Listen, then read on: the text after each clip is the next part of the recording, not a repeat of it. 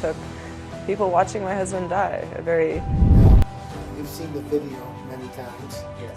It was a quiet January night in Mesa, Arizona, when a police call turned into one of the most controversial and heartbreaking officer-involved shootings in recent U.S. history. The death of Daniel Shaver, a 26-year-old father of two, shocked the nation not just because of what happened, but because of how it was caught on a police body camera.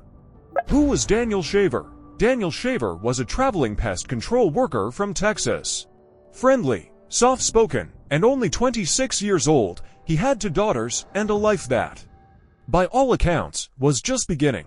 He checked into a La Quinta Inn in Mesa for a work trip.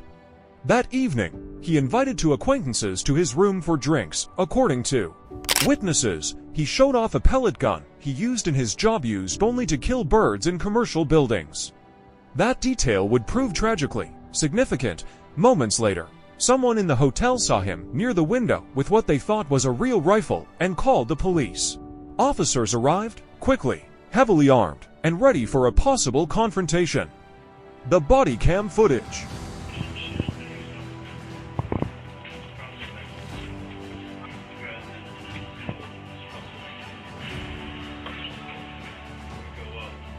One of the officers that night was Philip Brailsford. He wore a body camera. What it captured would later become one of the most watched and most disturbing police videos in American history. The footage begins with officers shouting commands at Shaver and a woman who had been in the room with him. The pair are ordered out of the room and into the hallway. The woman complies and is taken into custody. Then, all attention turns to Daniel. What follows is a chaotic and confusing series of commands. Shaver is visibly intoxicated, scared, and sobbing. He pleads with officers not to shoot him. He tries to follow instructions first ordered to lie down.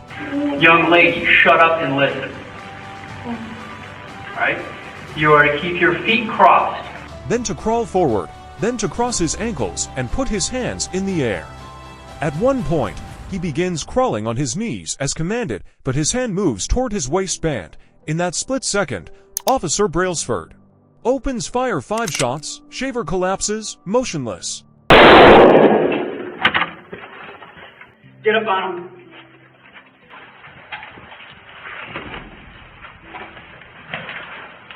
He is pronounced dead at the scene.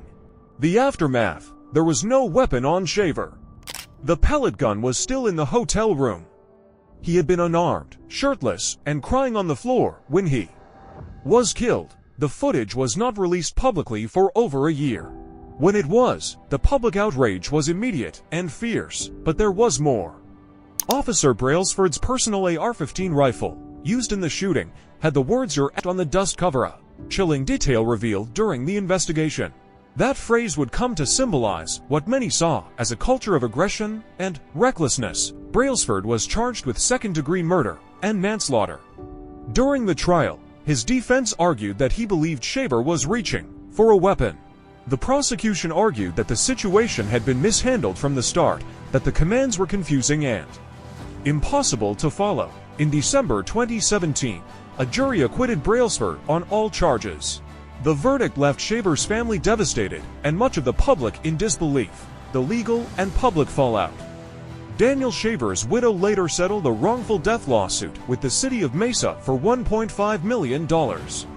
Another lawsuit was filed on behalf of Shaver's two daughters.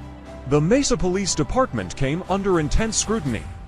Though Officer Brailsford had been fired, he was quietly rehired so he could apply for medical retirement and receive a pension due to PTSD from the incident. This sparked even more outrage. Police reform advocates pointed to the case as a clear example of why body camera footage matters, but also why it isn't always enough to ensure justice. Critics said the video showed a man who posed no threat, executed for failing to obey impossible commands. Supporters of the officer said it was a tragic but lawful use of force under high-stress conditions, a legacy of questions. Nearly a decade later, the shooting of Daniel Shaver still echoes in conversations about policing in America. What should be the standard for use of force?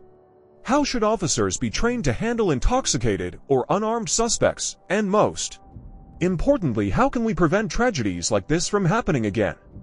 The body cam footage doesn't lie, but people interpret it differently. For some, it's proof of injustice. For others, it's a tragic example of a dangerous job gone wrong. But one thing is undeniable: Daniel Shaver should still be alive today. And his story reminds us that justice isn't just about laws, it's about humanity.